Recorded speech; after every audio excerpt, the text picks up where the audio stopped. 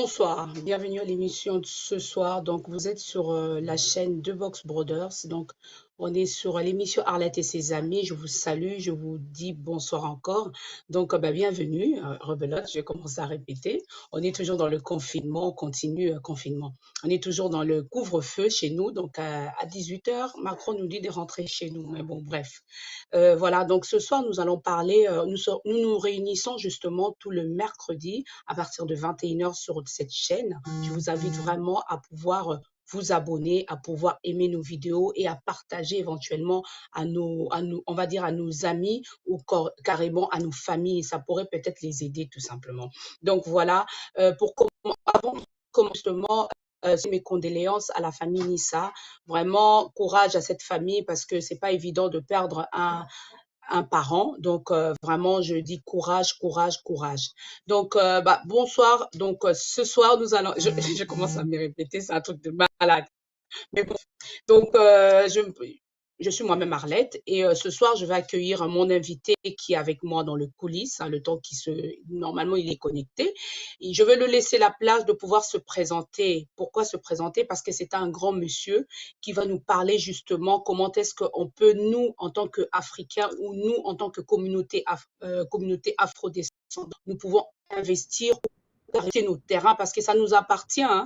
Aujourd'hui, ici, c'est un parcours de combattant de pouvoir acheter déjà des maisons ici en Europe. C'est un truc de malade. Il faudrait voir les fiches de paye, il faudrait voir les deux couples, il faudrait vérifier, peser les pour et le contre. Donc, c'est quand même un parcours de combattant.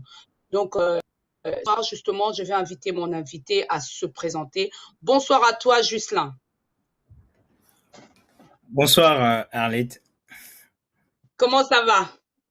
Je vais bien, et toi? Oui, ça va. Donc, je t'invite à présenter les personnes qui nous suivent, comme ça, ils vont te connaître mieux, en fait. D'accord. Alors, moi, je m'appelle Ghislain Nzeza-Mbimba. Je suis né à Kinshasa en 1981 et donc je suis d'origine congolaise. Donc, j'habite en France. J'ai 39 ans. Je suis à la base ingénieur en informatique. Donc, ça, c'est ce que je suis. Et ça, c'est en tout cas le premier métier que j'avais. Et donc, en parallèle, je suis entrepreneur, investisseur et apporteur d'affaires. Je peux détailler si tu veux. Waouh! T'es riche, hein? T'es riche, vraiment. En tout cas, je m'en sors bien. Je suis ravie de te recevoir ce soir à mon émission. On va partir tout de suite dans le but du sujet. Donc, ce soir, justement, nous voulons comprendre comment est-ce que nous, en tant que communauté africaine, d'acheter des terrains ou de pouvoir investir au Congo ou dans d'autres pays, tout simplement. Alors, donc, il faut commencer par les débuts. En fait, il y a des dizaines de milliers d'hectares des terres agricoles qui aujourd'hui, il faut qu'on les sache. Il faut que la communauté africaine et surtout nous autres Congolais, nous puissions savoir qu'il y a des millions, des dizaines de millions d'hectares des terres agricoles qui sont cédées à des étrangers ou à des investisseurs ou à des pays étrangers. Qu'est-ce que ça insinue? En Afrique, on est environ, actuellement, on se parle, on est environ 1,2 milliard. Et en 2050, dans moins de 30 ans, on sera le double. Il ne faut pas oublier une chose. Les autres, chez eux, ils ont utilisé des produits chimiques ils ont exploité leurs terres à mort. Et aujourd'hui, tout le monde, les yeux sont rivés vers l'Afrique. Et là où nous, on ne comprend pas, déjà, on nous refuse de pouvoir venir ici. Vous voyez par vous-même ce qui se passe au niveau de la Méditerranée. Et si on ne fait pas attention à ça, on va être comme les Palestiniens. Non seulement on ne nous accepte pas chez les autres, mais surtout même chez nous-mêmes, on ne sera plus chez nous. Parce que les Chinois, les Coréens, les mecs de Dubaï, les Américains, les autres, ils achètent des terrains chez nous. Parfois, c'est soldé, c'est cédé à un prix vraiment ridicule. Et c'est un scandale. Et c'est pour ça, moi, mon objectif ce soir, c'est de montrer, en tout cas d'ouvrir les yeux à ceux qui n'ont pas encore vu, qu'il y a un danger qui guette devant nos portes. Et c'est à nous, les Africains, de prendre les dispositions, de prendre de bonnes décisions pour éviter que, quand ça arrivera, qu'on dise qu'on ne savait pas. Voilà. Ok, d'accord. Donc, tu as bien défini, en fait, ça veut dire que pour acheter un terrain, par exemple, en Afrique, ça ne demande pas beaucoup au niveau du financement. Parce que quand on Oui. regarde, on va parler d'abord de la France pour bien se situer au niveau des personnes qui nous suivent. Tu investis aussi, tu as acheté des maisons ou des appartements ici en Europe. Comment, en tant Oui, que moi, toi, investisseur, comment tu as arrivé à faire ça? alors, donc il faut bien comprendre. En fait, en France, en tout cas en Mhm, Occident, si on va acheter des terres ou des terrains, donc il y a des normes à respecter. En France, mhm, où nous sommes actuellement, comment ça se passe? En général, c'est des personnes qui ont souvent des fiches de paye et mhm, parce que très peu de gens peuvent acheter de l'immobilier avec du cash. Donc, ce qui fait que les gens comme toi et moi, on est obligé mhm, d'avoir des fiches de paye. Avec ces fiches de paye, d'avoir un peu d'épargne. Il faut qu'on aille supplier la mhm, banque. Et si notre dossier rentre bien dans les cases, on vous donne un crédit. mhm. Donc, c'est ce qui se Tout passe un à peu fait. ici. Moi, dans mon cas, moi, par exemple, moi, j'ai investi dans des immeubles, j'ai investi dans des appartements. Je l'ai fait à l'époque quand j'étais salarié et aujourd'hui, je suis plus salarié, je suis mon propre patron. Et c'est ce que j'essaie de montrer à tout le monde, en tout cas les gens qui me suivent. Je les accompagne à devenir libres financièrement avec les méthodes que j'ai Mhm. utilisées. Et moi, par exemple, dans mon cas, moi, ça m'a pris 4 ans. Voilà. OK. Donc, maintenant, on va rentrer vraiment dans le but du sujet. Parle-nous de pro. Comment est-ce que les personnes, si aujourd'hui les qui nous suivent, veulent investir, comment il faut faire? Quelles sont les démarches? Pour investir où? Ici au pays? Ici, tu as expliqué un peu les fiches de paye, c'est un parcours de combattant au niveau de la banque, mais au pays Oui. maintenant, on va aller dans le sujet.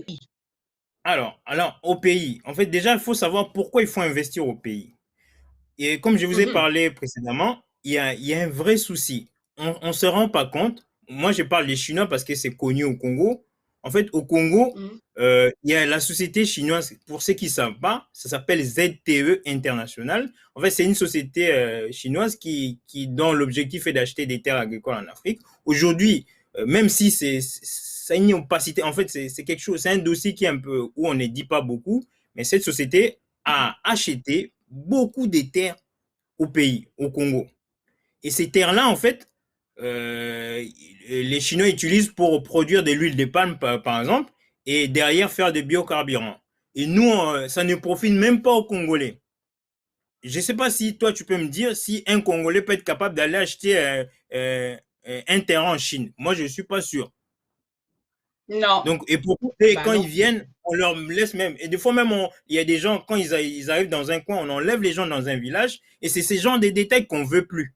Parce qu'il ne faut pas oublier, je répète encore, en 2050, notre population va doubler. Et si nous, on ne prend pas les responsabilités, on continuera à faire comme on fait aujourd'hui. On aime bien se plaindre au lieu d'agir. C'est pour ça, moi, j'ai envie que beaucoup de gens investissent dans les terres agricoles, dans Mhm, les terres même habitables, parce que je suis convaincu que si on les fait, c'est une manière à nous de contrecarrer cette hégémonie qui est des étrangers chez nous. Et je ne parle pas que du mhm, Congo. Ce problème-là est partout en Afrique. Donc, je parle du Congo que je connais mieux, mais moi, j'ai investi en Côte d'Ivoire, j'ai investi au Mali, j'ai investi au Cameroun, et ce que je vous dis, vous pouvez vérifier par vous-même, et c'est ce qui se passe. Voilà. mhm. OK. Et comment tu as investi? Parce qu'aujourd'hui, les personnes, ils ont tellement peur d'aller acheter au Congo, se dire confiance. Comment tu as pris ce risque-là? Explique-nous un peu. En fait, c'est vrai qu'il y a ces risques-là parce qu'en général, quand on ne connaît pas, en fait, c'est ce qui est, moi, je reproche toujours aux gens qui sont à la diaspora. Parce que pour devenir un Mhm, ingénieur en informatique comme moi, j'ai fait 4 ans à l'université et j'ai fait 3 ans dans une école d'ingénieur pour avoir les titres d'ingénieur. Nous, pour mhm, investir au pays, donc, vous avez vu, j'ai un cheminement. Alors que quand on veut investir au mhm, pays, qu'est-ce qu'on fait? On se confie à nos frères, on se confie à nos sœurs et on est étonné après que le résultat n'est pas bon. Parce que le frère à qui tu envoies de l'argent, il n'est pas géomètre. La personne à qui tu envoies de l'argent, il connaît rien dans tout ça. Et donc, il va titiller. Et au pays, on sait bien que les gens sont tellement mal payés. Dès qu'il y a une occasion de vous escroquer, ils le font sans amertume. Surtout quand ils savent que vous venez d'Europe. Ah, pour eux, un apoto, il y a, comment on dit, bon, kotaka.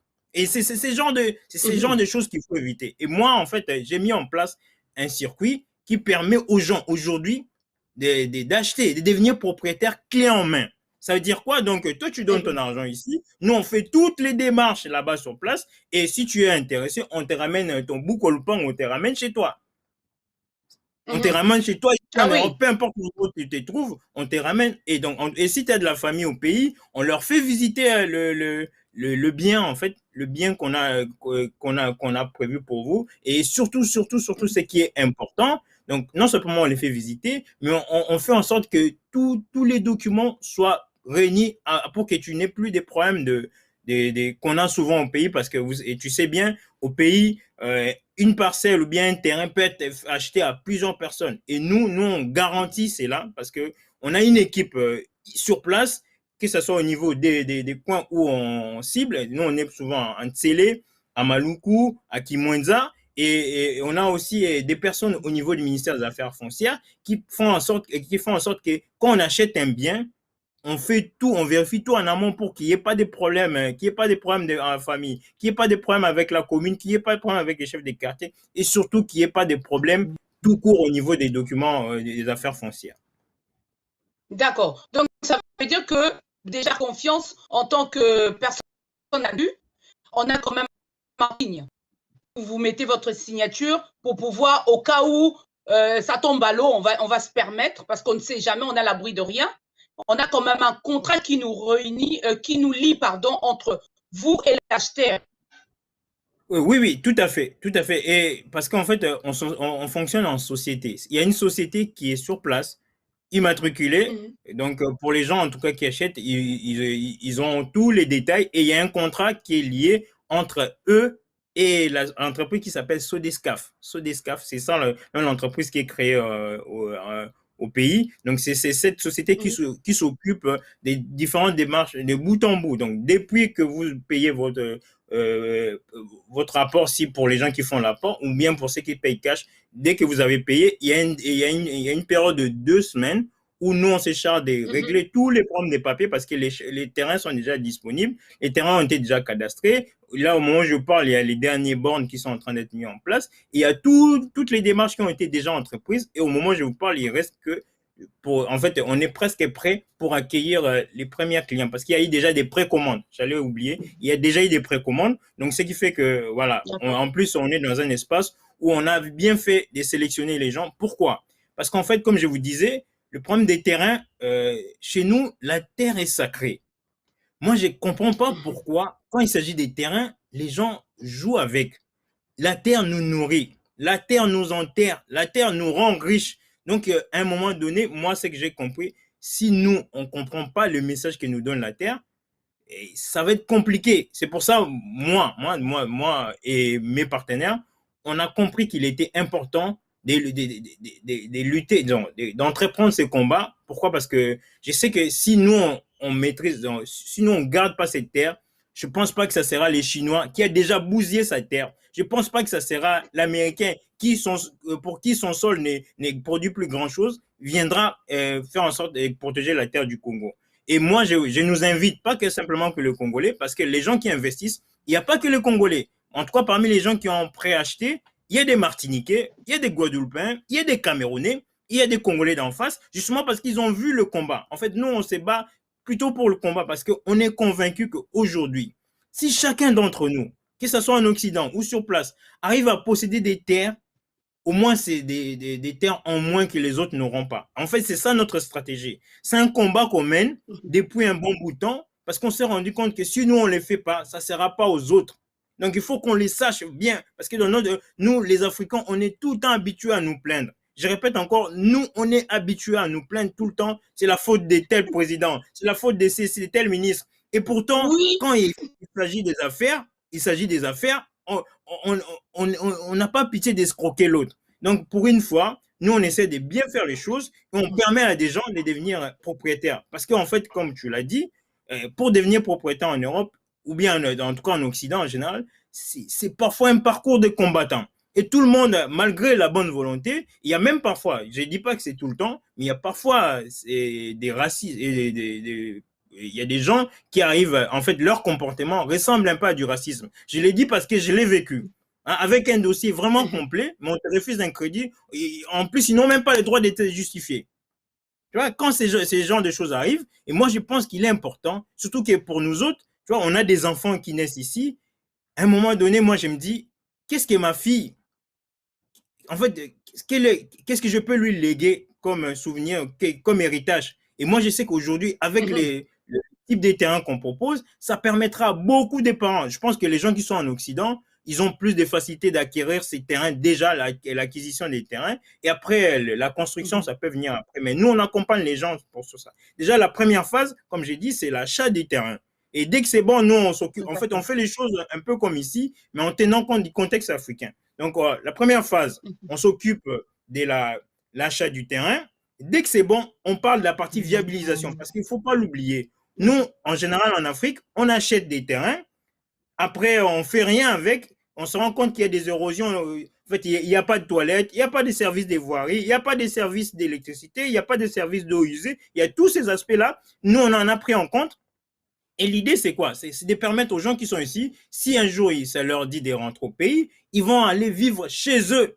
Ils n'auront plus aller squatter chez la famille. Parce que c'est important d'avoir une certaine intimité. On a vécu beaucoup de temps en Occident. C'est compliqué de rentrer et directement à la famille parce que là, il y a toutes les doléances du monde. Et en général, je pense que ça t'est déjà arrivé. Quand tu rentres au pays, à un moment donné, tu as envie d'être en paix et d'être chez soi. Donc, du coup, nous, on donne cette opportunité à toutes les personnes de la diaspora, ou même aux gens qui sont localement, de pouvoir devenir propriétaires à un prix vraiment imbattable. Vous pouvez vérifier par vous-même. Là où on a acheté, c'est imbattable. Voilà.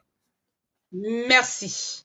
Merci pour ce retour-là. Entre-temps, je salue Judith qui est là. Je salue Mayuma Or. Bonsoir à toi. Et Fallon, gros bisous. Donc, partagez l'émission hein, pour permettre aussi aux personnes de suivre. Tu sais, quand tu étais en train de parler, donc, Ghislain, je pensais à quelque chose qui me revenait dans la tête en disant, beaucoup de Congolais disent que je vais pas mourir, je vais pas vivre en Afrique, je pourrais pas vivre en Afrique. Ils vont dire Naroku Fakaka Congo la bisezami bibaleki.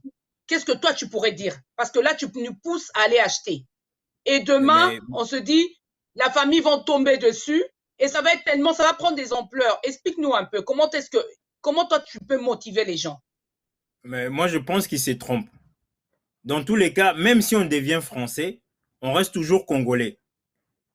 Hein, on peut parler des problèmes de politique qu'il y a chez nous, mais il ne faut pas oublier une chose. Moi, je suis fier d'être congolais. Je suis fier d'être africain. Tu sais pourquoi? Parce que je sais d'où je viens.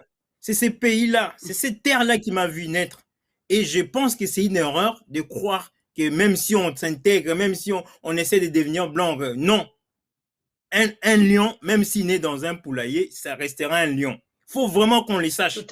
Hein? C'est parce que c'est ce qu'eux, ils font. Quand tu vois, par exemple, les Libanais qui sont chez nous, parce que moi, j'aime pas te parler, quand tu vois, par exemple, les Libanais qui sont chez nous, il y a même d'autres qui ont la nationalité congolaise, hein, mais pourtant, quand tu regardes bien, ils sont entre eux. Ils investissent au Liban. Donc, à un moment donné, déjà, il faut réfléchir de manière intelligente. On a besoin de chacun d'entre nous. L'Afrique a besoin de tous ses enfants pour que ce continent-là puisse retrouver son honneur datant. Moi, je pense que les gens se trompent quand ils pensent que vivre, rentrer en Afrique, comme c'est qu'on appelle les fois Kumputu, c'est ça, je crois que c'est les termes, et je pense que c'est une vraie erreur. Parce qu'on a beaucoup à faire en Afrique, et je pense, peu importe le nombre d'années que tu as fait ici, si tu prends la résolution de rentrer en Afrique, je pense que tu seras utile, qu'il y ait les doléances de la famille ou pas. Si tu as un vrai projet, je pense même, moi, c'est mon avis personnel, on sera mieux en Afrique qu'ici, qu'on le veuille ou non. Vérifions autour de nous si vous avez le bon potentiel. Vous verrez que vous serez mieux en Afrique qu'ici. Moi, je vois les opportunités. Moi, je vais souvent en Afrique. Hein. Je vois, chaque fois que je vais, je vois ce qui se passe. Et je peux te garantir, Arlette, tous les temps que j'ai, chaque fois, même quand je vais pour une semaine, des fois même 2, 3 jours, je peux te garantir, l'Afrique change, bouge. Et les gens qui pensent que ça n'avance pas, ils se trompent. Dans 10 ans, 20 ans, 30 ans, ceux qui n'auront pas compris ce qui se passe, ils vont regretter et ils vont vouloir mourir ici. Mais moi, je pense et je suis convaincu, le dynamisme qu'il y a. C'est pas pour rien que les autres nous envient. Hein. En général, on se rend compte du potentiel de nos pays quand on sort. Moi je suis ingénieur. On peut tout dire du Congo, mais je sais que malgré tout ce que j'ai fait ici, dès qu'on voit ta couleur de peau, on te juge. Et je sais qu'en Afrique, les activités que j'ai mis en place là-bas, ça permet à 5, 6, 7, 10 familles de pouvoir s'en sortir. Moi, je suis fier de ça. Et moi, j'ai envie qu'on soit nombreux à pouvoir faire ça parce que ça sera, je répète encore, ça ne sera pas aux autres d'investir pour nous. Les Libanais, je répète, quand ils gagnent l'argent, que ce soit en France, en Côte d'Ivoire, en RDC, l'argent rentre au Liban. Nous, et la seule chose qu'on fait, on envoie des Western Union, mais en général, quand on envoie des Western Union, c'est pour que les gens bouffent. Alors que quand les Libanais envoient de l'argent au Liban, c'est pour construire, c'est pour des projets. Donc, il faut qu'on réfléchisse de manière intelligente. Et moi, c'est là où je vais inviter nos compatriotes, parce que beaucoup se permettent de s'associer des Gianni Versace, ils oublient qu'ils enrichissent les mecs qui sont en Italie. Hein? Ok.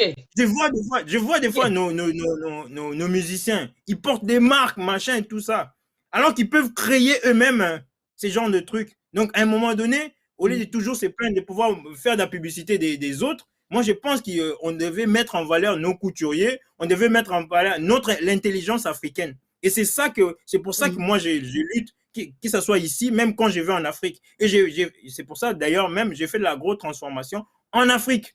Je transforme du tangawizi en jus en Afrique. Parce que je sais que c'est là-bas. Parce que les tangawizi ne peuvent pas pousser ici. Donc, si vous avez déjà compris que les tangawizi ne peuvent pas pousser ici, et quand ça vient ici, ça devient l'or. Et déjà ça, quand tu comprends bien, c'est pour ça, moi, quand les gens me disent qu'est-ce qu'il y a en Afrique, mais j'ai dit, mais est-ce que vous regardez vous-même, il y a beaucoup de choses à faire. Oui. Il y a beaucoup de choses à faire et tout le monde a sa place. Et c'est ça qu'en fait, le message que moi je pense que la terre africaine nous donne. Parce que malgré les pillages, malgré tous les problèmes qu'il y a eu, on voit bien, il y a encore du potentiel. On nous a pillé combien de fois? Il y a eu combien de vies? Mais il y a encore des matières premières qui sortent. Mais à un moment donné, il ne faut pas oublier que tout à fait. Si nous-mêmes on ne prend en charge, je ne sais pas qui. En tout cas, ça ne sera pas aux voisins. Ça ne sera pas aux voisins, c'est à nous. Merci à toi. Oui, merci parce que les combats des terres, l'avantage, c'est quoi? Quand on achète de la terre, ça ne trompe pas. La terre, ça prend toujours de la valeur. Peu importe l'endroit que ce soit agricole, même pour habiter. Et nous, on milite plutôt pour la partie habitation. Pourquoi? Parce que c'est la première des choses. Quand on quitte en Europe, on quitte en Occident, quand on rentre, la première des choses, il faut aller avoir un endroit pour s'abriter. Il faut avoir un endroit pour dormir. Et c'est pour ça qu'il faut commencer par là. Après, on attaque aussi les terres agricoles. Parce que, peut-être ça ne dit rien, mais aujourd'hui, quand je regarde le budget des États africains, moi, parfois, ça me fait rigoler. Prenons l'État du Congo. Le budget de l'État du Congo, c'est tellement ridicule. Je me dis, est-ce que ces gens-là se moquent de nous ou pas? Après, bon, moi, je mets la politique à part. J'essaie d'être pragmatique parce que je suis un businessman. Qu'est-ce que je me dis? Quand on nous parle de 5 milliards, moi, je me dis, il suffit juste de regarder, par exemple, la culture de l'ananas. L'ananas, peut-être 1 hectare d'ananas, pour ton info, ça peut faire gagner 15 000 $. Donc, nous, on a au Congo, on a 120 millions d'hectares, les arables, donc c'est-à-dire qu'on peut cultiver. Donc, je répète bien, 1 hectare, c'est 15 000 $, ça peut rapporter 15 000 $. Faisons 1 million, on aura 15 milliards, donc ça dépasse même le budget qu'on vote au niveau du Parlement congolais. Donc, à un moment donné, voilà, réfléchissons.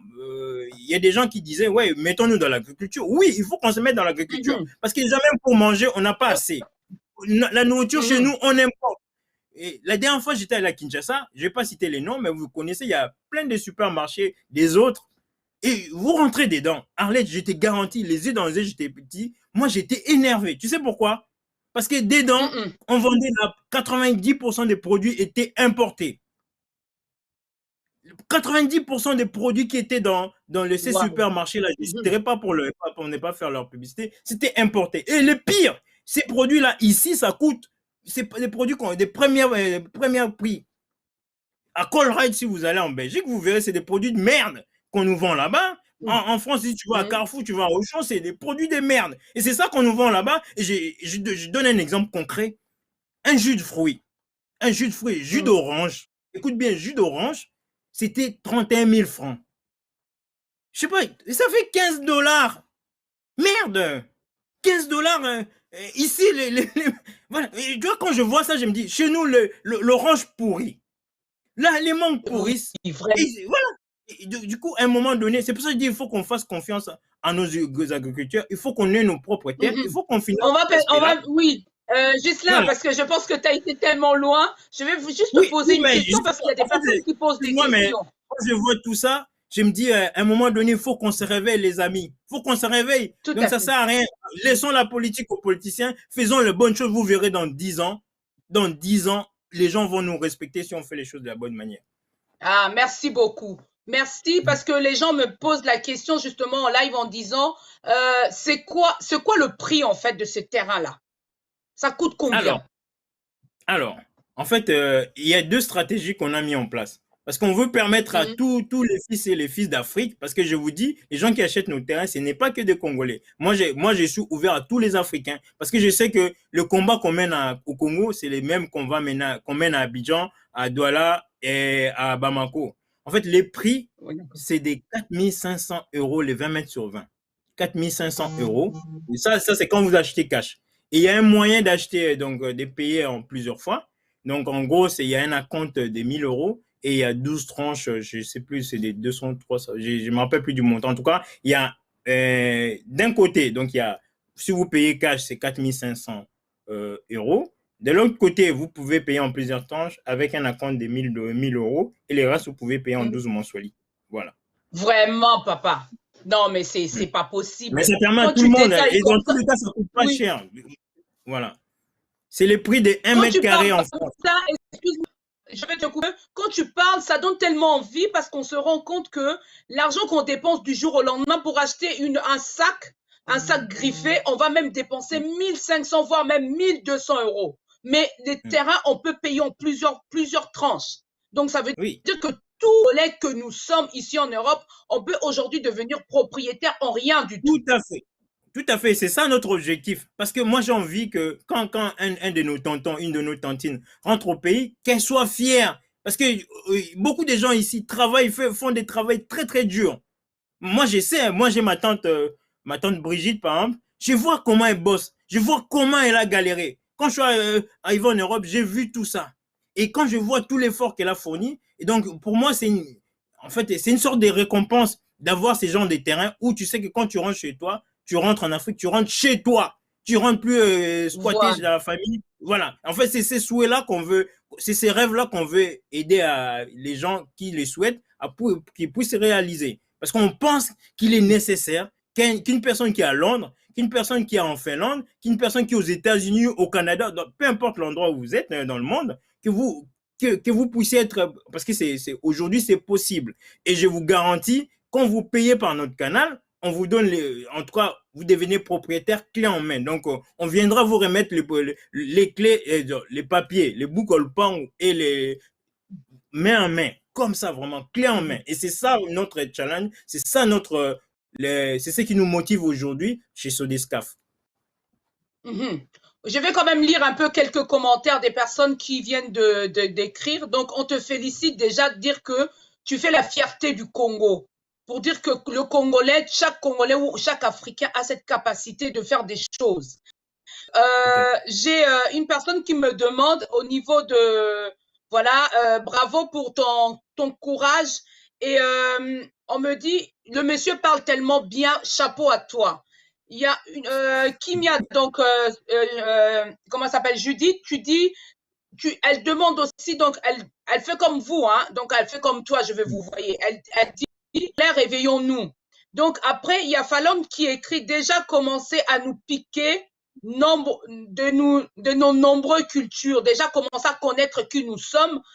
Par exemple, elle donne un exemple de ce que tu as dit. Elle donne un exemple au niveau de la patate douce cultivée en Isère, en sachant que la patate douce, chez nous, ça existe. On peut bien cultiver la patate douce. Après, Tout il à y fait. a Judith, tu dis, est-ce que vous faites aussi de la construction? Une fois que Oui, vous tout avez à le fait. En terrain, fait, il est vide. Et au niveau de la tout à fait. continuité, Tout à fait. En fait, la d'accord. première Donc, étape, comme je disais, première étape, c'était l'achat. La deuxième étape, c'est la viabilisation. Et la troisième étape, c'est l'accompagnement à la construction. Parce que on sait tous, je pense que beaucoup de gens ont eu ces problèmes-là de confier les travaux à leurs frères et sœurs et l'argent a disparu. Et nous, on veut plus de ça. Nous, on veut faire en sorte qu'on puisse donner l'argent aux personnes qui sont compétentes. Parce qu'il faut pas, il faut distinguer quand on fait du business. En tout cas, quand on a ce genre de projet, il faut distinguer la famille et le business. Une des erreurs qu'on fait, c'est qu'on donne aux gens de la famille qui n'ont jamais rien fait, qui n'ont jamais d'expérience au niveau de la construction. On leur donne l'argent et après, on s'étonne que l'argent disparaisse. Nous, on a des partenariats avec des personnes, en tout cas des sociétés locales, qui vous accompagnent de bout en bout, à partir du plan, de la mise en place des projets, l'achat des matériels, même jusqu'à la construction, jusqu'à l'étape finale. D'ailleurs, nous, on va plus loin. Parce que nous, nos maisons parce qu'on a des maisons, des modèles de maisons qu'on propose, et ces genres de maisons, nous, on appelle ça des maisons autonomes. Tout le monde sait qu'en Afrique, il y a des problèmes d'électricité, il y a des problèmes d'eau. Donc, nous, en fait, notre modèle, on est en train de concevoir, bientôt, ça sera breveté plutôt en France au début et en Afrique après, avec des Africains, comme j'ai dit. Moi, ma base, c'est vraiment les Africains où on fait des maisons, on appelle ça des maisons autonomes, où tu ne vas pas dépendre de l'électricité d'un voisin, tu ne vas pas dépendre de l'eau d'un voisin, tu vas pas dépendre. Voilà, donc, tout est au niveau de la maison. Et c'est ce concept-là qu'on est en train de breveter, parce que tu as bien compris, au-delà des motivations, j'ai aussi un côté business. Et du coup, on recherche des talents africains. Ghislain, si je peux te couper, justement, c'est ce côté business qu'on va parler sur la deuxième partie de l'émission, parce qu'on n'a que 45 minutes. Si ces coordonnées, n'hésitez pas. De toute façon, moi, je vais le partager. Je vais vous envoyer le lien à la fin de l'émission. Donc, voilà, je vais demander à la régie de nous faire tourner un peu une courte pub par rapport à ce que tu fais au Congo, et parce que tu es quand même invité. Après, on parlera de ce que tu as mis en place. À tout de suite. Dans le cadre de la transmission, on fait des séminaires, on fait des fiches techniques. Donc la fiche technique, c'est exactement quelle quantité va dans quelle quantité. Il y a le respect des températures. À quelle température il faut faire, comment faire la fermentation, comment faire la stérilisation, selon des fiches techniques internationales. Donc c'est très très rigoureux et très très pointu. Et aussi on tient compte du contexte africain. Par exemple, les machines que nous utilisons sont adaptées au contexte africain parce que nous savons que les factures d'électricité peuvent coûter très cher. Parfois, il y a des machines que les gens qui ne s'y connaissent pas peuvent acheter et c'est des grosses machines mais qui prennent beaucoup d'énergie, d'électricité et nous avons donc adapté les petites machines de telle sorte que la personne puisse le faire. Je vais vous donner juste un petit parallélisme. Il y a le modèle chinois, le modèle indien et le modèle européen. Les Chinois, dans 3 mètres carrés, vous font une usine. Ça veut dire que le principe de base même, c'est la maîtrise de la technique légalement. Donc, les machines que nous fournissons ne fonctionnent pas avec l'électricité. C'est des machines vraiment totalement autonomes. Nous mettons, par exemple, pour la bière, par exemple, nous privilégions le système gravitationnaire, contrairement au système électrique. Bon, avec le temps, le cas de formation, on explique plus en détail et c'est facile à apprendre. Et il suffit juste de respecter toutes les normes sanitaires qu'on donne et les personnes peuvent très bien reproduire exactement ce qu'on leur apprend. Ghislain, vous êtes congolais, de la République démocratique du Congo, et Djad est camerounais. Mais comment se fait-il que vous vous êtes rencontrés et vous faites l'affaire? Comment vous l'avez rencontré? Déjà, moi je suis quelqu'un qui est ouvert. J'ai plein de business, même au Cameroun, en Côte d'Ivoire, au Sénégal. Et j'ai croisé Djad dans un séminaire où on parlait, c'était dans un contexte africain. Et en tout cas, son approche m'a tellement intéressé que juste après, j'ai pris son numéro, j'ai essayé de l'appeler et il m'a expliqué un peu ce qu'il fait. Et comme moi, je suis président d'une association qui aide beaucoup d'Africains à pouvoir s'émanciper, du coup, j'ai essayé d'organiser ce qu'on appelle un meet-up. Et c'est là où ça intéressait tellement de monde et on a été amené à faire la formation, à proposer la formation. Il a proposé la formation, on l'a faite et c'est là où moi, je me suis dit, mais tiens, moi, j'ai commencé à faire de petites quantités. Je me suis rendu compte que quand on va en Afrique, moi, je suis allé, donc je vais souvent et je me rends compte qu'on parle de jus chez nous, alors que ce n'est pas du vrai jus. Quand on parle du jus, c'est du sirop avec je ne sais pas quoi dedans. Et on s'étonne aujourd'hui pourquoi il y a autant de cancers, pourquoi il y a autant de maladies bizarres. Donc moi, je pense que, en fait, c'est par ces canaux-là, je me suis dit, mais tiens, le monsieur qui est en face de moi a résolu ce problème. Et surtout, ce qui est très important, j'insiste là-dessus, c'est fait avec du matériel que nous, on peut faire facilement chez nous. Localement. Et tu n'as pas besoin d'électricité. Et ça, c'était un élément vraiment pour moi qui était convaincant parce que je me suis dit... Rebonsoir. Donc, merci merci la régie concernant la pub, on va dire la pub, par rapport à la vidéo qui vient de nous faire passer. Justement, j'ai vu Justin, donc il est sur un plateau de télé, donc qui est quand même invité sur pas mal de choses. Donc, ce soir, nous abordons, si vous venez joindre, n'hésitez pas à partager nos vidéos et à aimer notre chaîne. Tout ça, Box Brothers. Et vous êtes sur l'émission Arlette et ses amis. Je suis moi-même Arlette, donc je vous resalue. Donc, pour revenir à ce qu'on disait tout à l'heure, pour ne pas dire venir à notre mouton, hein, pour ne pas dire la chèvre. Donc, on va revenir un peu sur le thème qu'on a abordé tout à l'heure. Comment peut-on acheter des terrains au Congo ou dans d'autres pays afrodescendants, au niveau de la communauté africaine, tout simplement. Donc, mon invité expliquer un peu quel était son rôle, comment est-ce qu'il a mené les choses jusqu'à la fin au niveau du projet de terrain, c'est quoi la finalité, quoi investir dans nos pays parce que ça fait partie de nous. Il a bien dit tout à l'heure, quand on est on marche, quand on va dans le travail ou on travaille ou on va faire des courses, on nous renvoie tout simplement à notre origine. Vous venez d'où? Vous êtes d'où? Donc, il y a tout simplement pour vous dire qu'on n'est pas chez nous. Donc, un jour, il faudrait investir. Beaucoup de Congolais vont dire, oui, vivre en Afrique. Donc, on est là, vous et moi, pour pouvoir comprendre les choses et aller plus loin. Rebonsoir encore, Justin, s'il te plaît. Bonsoir, Arlette. Donc, deuxième partie, donc on va parler un peu de toi. Qui es-tu? Oui. Parle-nous un peu ce que tu mets en place. Tu es qui? Alors, donc moi, je m'appelle Ghislain Nzezambimba. Donc, j'ai 39 ans. Et comme je disais, je suis à la base ingénieur. Donc, j'ai fait mes études universitaires en France. Donc, j'ai été d'abord à l'université de Marne-la-Vallée où j'ai fait un master en électronique, électrotechnique et automatisme.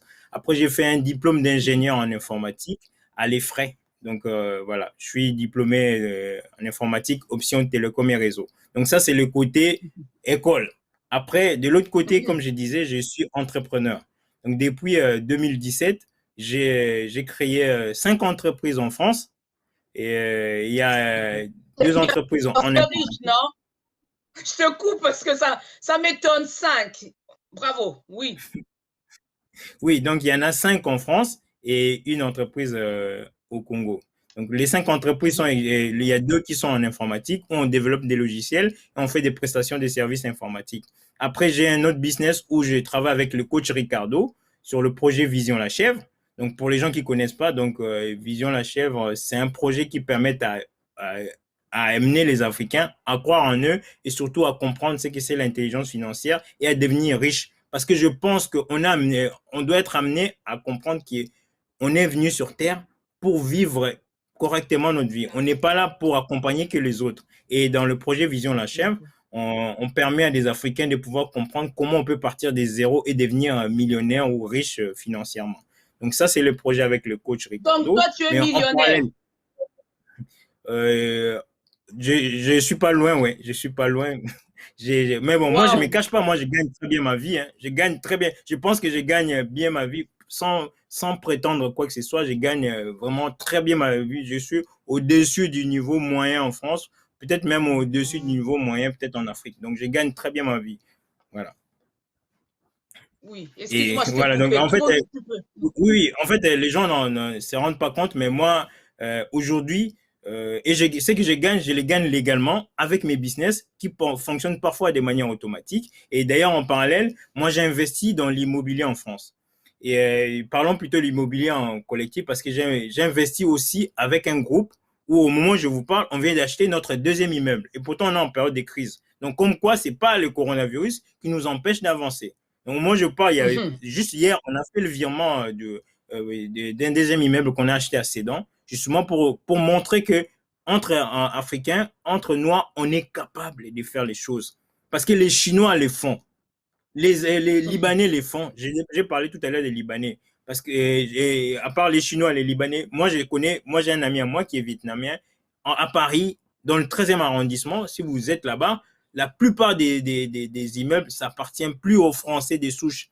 La plupart des immeubles, des tabacs, ça appartient maintenant aux Asiatiques, aux Vietnamiens. Comment se fait-il? Parce qu'ils ont investi en communauté. Et c'est là où moi, j'insiste toujours les gens de faire les choses en groupe. Parce qu'un seul doigt ne lave jamais le visage. Il faut être nombreux. Si on veut vraiment... Parce que nous, les Noirs, on est arrivés ici avant eux. Mais aujourd'hui, quand vous regardez Paris, bien la région parisienne, par exemple, nous, on est nulle part, à part à Château-Rouge. D'ailleurs, parlons de Château-Rouge. Parce on parle souvent des Château-Rouge, c'est pareil même avec XL à Bruxelles. Quand vous allez à Château-Rouge, la plupart des enseignes, vérifiez ce que je vous dis, la plupart des enseignes qui sont là-bas ne nous appartiennent pas. On n'est que des consommateurs. Donc, on joue vraiment le mauvais rôle, c'est-à-dire les gens qui dépensent que l'argent. On n'est pas dans le game. Les gens qui détiennent les boutiques, c'est pas nous. En général, c'est pas nous. Les gens qui ramènent notre nourriture de l'Afrique jusqu'à ici, ce n'est pas nous. Pour information, Arlette, peut-être ça te choquera. Notre nourriture, la plupart des nourritures, le pondou, les machins qu'on mange ici en Europe, la plupart des sociétés qui les ramènent ici, c'est pas des sociétés africaines. En gros, les importateurs, c'est des Français et des Belges. La grande partie, j'ai dit bien la grande partie. Il y a quelques Congolais qui se démarquent, mais il y en a très peu. La grande partie, c'est des importateurs. Ce sont les Français et les Belges. Les distributeurs, ce sont les Indiens et les Pakistanais. Aujourd'hui, regarde, la plupart des épiceries, c'est des Indiens et des Pakistanais. Il y en a juste très peu où on est là. Et quand on est là, tu vois, même nos cheveux, les cheveux de nos sœurs, tu as bien vu. C'est qui vous vend les cheveux? Ce n'est pas nous. Chinois, papa. Chinois. À un moment donné, mais voilà. Donc, à un moment donné, il faut qu'on réfléchisse. Ce sont des Chinois et des Arabes. Et moi, j'ai rien contre eux. Moi, je parle juste à nous. Parce que je pense qu'il ne faut pas oublier, la bouffe des Chinois, tu verras pas un Africain le vendre. Pourquoi quand c'est nous, on tolère que tout le monde rentre dans notre game, alors que nous, on ne fait rien pour attaquer. Déjà, pour même être indépendant avec nos propres nourritures. La nourriture, la boisson. Je sais pas, mais moi récemment, j'ai eu beaucoup, en tout cas, je parle souvent avec des entrepreneurs africains. Je vais parfois en Afrique et quand je vais, qu'est-ce que je constate? Il y a des gens qui me disent ils ont des mangues qui pourrissent là-bas. Tu sais combien coûte une mangue à Carrefour ici? À peu près 3 ou 2 euros, non? Mais voilà, donc regarde, si on avait l'intelligence de pouvoir garder cette mangue, ça part en Afrique, ça arrive ici. Même si ce n'est pas en forme de mangue, mais en mangue séchée ou en compote, en tout cas transformée. Et c'est ce genre d'intelligence qu'on veut inculquer aux gens aujourd'hui. Parce qu'on a compris que nous, on a souvent cette manière, surtout ceux qui sont en Afrique, ils croient qu'on est riche. Bien sûr, notre terre est riche. Bien sûr, notre sous-sol est riche. Mais pourquoi on est pauvre dans la vie de tous les jours? Il faut se poser la question parce qu'on ne pose pas la question de la bonne manière. La vraie question est quoi? Nos minéraux. Nous, quand on prend nos diamants, l'or et compagnie, on importe, on exporte, c'est tout. Les autres, qu'est-ce qu'ils font? Ils prennent les mêmes diamants, ils les transforment sous forme de bijoux, ils te les vendent 10 fois plus cher. C'est ça, en fait, cette intelligence qu'on doit avoir. Et aujourd'hui, parmi nous, il y a plein de personnes qui font ça. Et pour te dire qu'il ne manque pas de personnes, il faut juste qu'on puisse trouver les bonnes personnes, qu'on puisse s'adresser au bon public. Et actuellement, les plus en plus des jeunes Africains commencent à retourner au pays. Moi, je vois quand tu vas à Abidjan, par exemple, il y a plein de Congolais qui sont là-bas. Hein. Tu vas à Dakar, tu verras, il y a plein de Camerounais qui sont là-bas. Tu vas à Kinshasa, tu verras, il y a plein de Camerounais. Donc l'idée, c'est quoi? Il y a des compétences à gauche, à droite. Moi j'invite toujours les gens à essayer de créer cette synergie-là parce que, qu'on le veuille ou non, l'Afrique, si elle avait évolué, si elle avait s'en sortir, ça ne sera pas un seul pays. Parce qu'ils nous ont divisés. Il ne faut pas l'oublier. L'histoire, peut-être, c'est raconté par les autres, mais tu te rendras compte que, par exemple, nous avec le Congo d'en face, qu'est-ce qui nous différencie aujourd'hui avec les gens qui sont au Congo de Brazzaville? Parce qu'on parle la même langue. On parle le machin. La seule chose, non, parce qu'un a été colonisé par les Belges et l'autre a été colonisé par les Français. Et aujourd'hui, il y a certains qui se considèrent plus forts que les autres. Ils parlent mieux français que les autres. Ils sapent mieux que les autres. Tu vois, les musobologies, comme j'ai dit. Et il faut vraiment qu'on prenne conscience là-dessus, parce que cette partie-là, les deux Congos, quand tu regardes Kinshasa et Brazzaville, d'ailleurs, Kinshasa et Brazzaville, tu verras que tout autour, il y a quelques siècles, c'était un même royaume. Donc, je pense que peut-être je vais te couper parce que il nous reste pas beaucoup de temps. Je voulais juste te poser deux questions, vraiment deux questions. Oui. Merci pour ton retour, parce qu'il y a des personnes qui demandent, les coordonnées. N'hésitez pas, moi j'ai tous les coordonnées, je vais vous le transmettre sans problème. Vraiment, prenez contact avec lui. Et Justin, pour revenir un peu, il y a une idée qui m'est venue. On dit souvent, les Congolais, on se dit entre nous que on n'a pas la culture de leadership. Qu'est-ce que toi tu peux dire par rapport à ça? Le Congolais attend que l'autre avance et explique-nous un peu. Ça c'est trompeur, hein. C'est trompeur. Moi, c'est vraiment mon humble avis. Moi, je pense que c'est vrai que notre génération, nous, par exemple, quand on parle des modèles, quand on cherche un modèle, c'est compliqué de les trouver parmi nos aînés. Parce que quand tu regardes l'histoire de la politique, on voit bien ce qui s'est passé. Par contre, n'oublions pas, dans les anciens temps, nos ancêtres ont toujours tout fait pour garder notre culture. Et malgré tout ce qui a été dit, tout ce qui a été... Aujourd'hui, il y a certaines vérités qui sortent, comme quoi, par exemple, je parle par exemple de l'esclavage, où les gens luttaient. Et quand on parle de lutter pour ne pas aller, parce que quand vous allez aux Antilles, on nous dit qu'on nous vendait. Concernant le leadership, moi, je pense que en Afrique, en tout cas, le leadership est en nous. Le leadership est en nous. Je pense plutôt que c'est le système scolaire qui a voulu qu'on rentre dans le rang. C'est pour ça, moi, par exemple, quand tu me regardes comme ça, tu regardes ma photo qu'il y a sur Facebook, c'est pas la même chose. Pourquoi? Parce que je me suis rendu compte qu'on a essayé de montrer qu'il faut couper, il faut faire ceci pour être un bon employé. Et finalement, moi, tu suis les troupeaux. Moi, je ne vais pas suivre les troupeaux. Moi, je vais être moi. Moi, je vais être Ghislain. Et je suis fier d'être Ghislain. Et j'aimerais aussi que Arlette soit Arlette, que tu sois... Et en fait, c'est ça qui fait que, pour moi, c'est un début de leadership.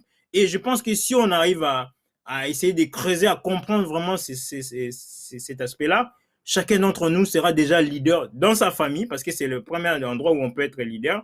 Et après, auprès d'une petite communauté. Et après, après moi, ça ne m'intéresse pas la politique. Moi, je pense que juste avec l'économie, on peut déjà...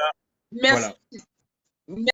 Merci, vraiment merci. Je voulais juste que tu peux prendre 5 minutes de nous expliquer un peu, parce que tu es aussi coach. Tu suis les personnes. Si on veut devenir riche, il est là. Juste là, il est là. Si on veut devenir riche, avec ce que nous sommes, ce que tu as dit, on doit être comme on est, avec on va dire, avec nos valeurs, avec nos compétences. C'est suite à tout ça que toi, tu nous orientes. Explique-nous un peu, parce que tu fais même des formations ici en Europe. Explique-nous un peu ce côté-là. Oui, les formations que je fais en Europe et en Afrique. En gros, qu'est-ce qu'il faut savoir? Moi, j'ai constaté qu'il y a plusieurs manières de devenir libre. Et moi, j'ai choisi l'économie. Et moi-même, j'ai été salarié. Et depuis 2017, j'ai dit non et je suis devenu indépendant. J'ai mis en place des choses. Il y a des choses qui ont fonctionné, d'autres qui ont échoué. Et j'ai appris. En fait, aujourd'hui, moi, je permets à des gens qui me ressemblent en tout cas. En général, ce sont les Africains. Je leur permets de passer du point zéro à plus de 10 000 euros. Tu sais que je t'ai dit, je peux, en tout cas, je peux t'envoyer des témoignages des personnes qui sont passées par mon canal, qui gagnent plus de 10 000 euros par mois. Je vous ai dit, moi, je gagne bien ma vie. C'est pas pour me vanter, mais pour vous dire, en tout cas, pour ceux qui sont en Europe, qui sont en France, il est possible de gagner plus de 10 000 euros par mois et en revenu passif. J'ai dit bien, il est possible de gagner plus de 10 000 euros par mois avec des revenus passifs. Il faut mettre son temps, il faut mettre de l'argent parce qu'il faut se faire coacher et il y a plein de business qu'on peut faire. Quand je vous dis que les opportunités, il y en a ici en Afrique, il y en a. Et moi, en tout cas, à travers mon expérience, j'essaie d'accompagner les personnes, déjà être libres financièrement là où ils sont, parce que la première des libertés, c'est là où vous êtes. Si vous êtes en Afrique, je vous aiderai en tenant compte des contextes locaux. Quand vous êtes en Europe, c'est avec les réalités européennes. C'est là où, en premier, il faut se battre déjà pour devenir libre. Et moi, je les aide entre 3 et 5 ans, en général. Parfois, quand les gens sont très, très motivés, en moins d'une année, tu peux être amené à gagner, surtout avec les réseaux sociaux, parce que moi, mon leitmotiv, c'est vraiment, je connais, en tout cas, moi, j'ai fait une école d'ingénieur en informatique. Aujourd'hui, j'utilise les outils Internet. C'est pour ça même, par exemple, les reportages que vous avez vus là pendant la pause. Donc, c'est une conférence qu'on a amenée à Kinshasa où on a permis à 7 personnes de gagner plus de 1 000 euros. Donc voilà, c'est des trucs qu'on met en place, que ce soit ici ou en Afrique, et il y aura encore d'autres qui vont arriver. Et je pense même que je reviendrai dès qu'il y aura des événements concernant, par exemple, des formations en Afrique, des formations ici en Europe, parce qu'il y a beaucoup de choses à faire. Déjà, dans notre communauté, parler aussi des formations, Justin. Oui, merci, parce qu'au niveau du timing, je suis un peu trop juste. Un dernier mot de la fin, justement. Alors, aujourd'hui, il faut comprendre qu'en 2050, l'Afrique va doubler en termes de population. C'est à nous les Africains, c'est à nous les Congolais de pouvoir trouver des solutions, des problèmes qui nous concernent. Parce qu'on est souvent habitué à dire la communauté internationale. Vous verrez, depuis qu'on est petit, on nous parle de la communauté internationale, ils n'ont jamais rien fait de spécial. Pour une fois, les amis, prenons les choses en main. Faisons ce qu'il faut faire. Vous verrez, si on garde nos terres, si on fait ce qu'il faut faire, vous verrez dans 50, dans 20, 30 ans, non simplement nous en serons fiers, on deviendra riches et nos enfants en seront fiers. Et moi, j'invite tous les Africains, et particulièrement tous les Congolais et les Congolaises, qui ont pris conscience de pouvoir passer à l'action, parce que si vous ne passez pas à l'action, je pense, en fait, c'est en passant à l'action que vous verrez par vous-même si ce que j'ai dit est vrai ou faux. Moi, j'encourage tout le monde et j'espère que vraiment on sera nombreux à comprendre ces combats et à se battre pour que notre terre reste à nous. Voilà ce que je pouvais dire. Merci beaucoup, merci vraiment. C'est pas la première et la dernière fois que tu vas revenir. Tu reviendras sûrement. Donc, pour les personnes, je te remercie encore. À bientôt. Donc, pour les personnes qui ont suivi l'émission et qui sont intéressées pour rentrer en contact avec mon invité, donc Ghislain, n'hésitez pas à m'écrire, tout simplement à m'écrire. Normalement, il y a mon numéro ou à écrire sur The Box Brothers. Vous verrez normalement, en plus, il y a le numéro qui est affiché. Vraiment, n'hésitez pas, il faut prendre le risque. Ça, c'est ce que moi j'aime bien. C'est dans des erreurs qu'on apprend. C'est pas parce que on n'a pas réussi qu'on a bon. Ça, c'est pas bon. Lui aussi, il a bien dit tout à l'heure, il a dit, j'ai échoué, mais ça m'a appris. J'ai raté, mais ça m'a appris. Donc, j'invite le Congolais, réveillons-nous, allez construire chez nous. Achetons nos terrains vite, s'il vous plaît. Donc, voilà, pour ne pas terminer, pour ne pas monopoliser la parole. Donc, vous venez de suivre l'émission, ses amis. Je vous invite tous à partager, à aimer, à vous abonner sur la chaîne. Et on se retrouve la semaine prochaine, mercredi 21h. Évidemment, restez aussi sur la chaîne parce qu'il y a pas mal des émissions qui passent qui sont vraiment intéressantes. Donc, sur ce, pour les personnes qui étaient connectées, Jocelyne, Joe, je t'ai vu. Kimia, je te salue. Orne, Humana, je pense que je prononce bien ou peut-être pas. Donc, je salue toute la team. Bonsoir à vous. Et merci. Et Freddy, à bientôt. Bonne soirée. Au revoir. Bye.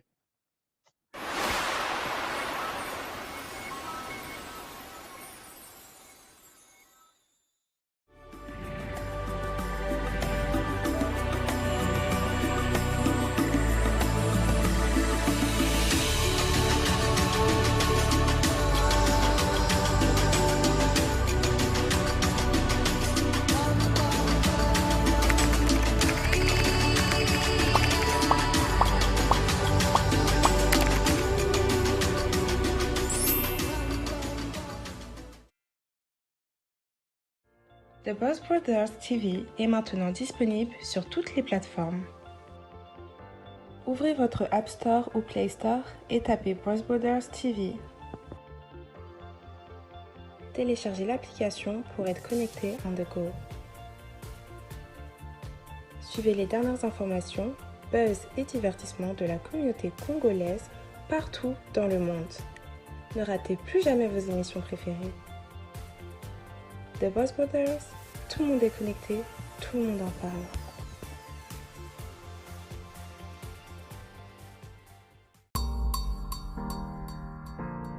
Quintacos vous présente le gratiné. Vous avez le choix entre de l'emmental et du cheddar, accompagné de lardons. Venez goûter et vous ne serez pas déçus. Avec Quintacos, vous aurez envie d'avoir faim. Quintacos, une véritable explosion de saveurs.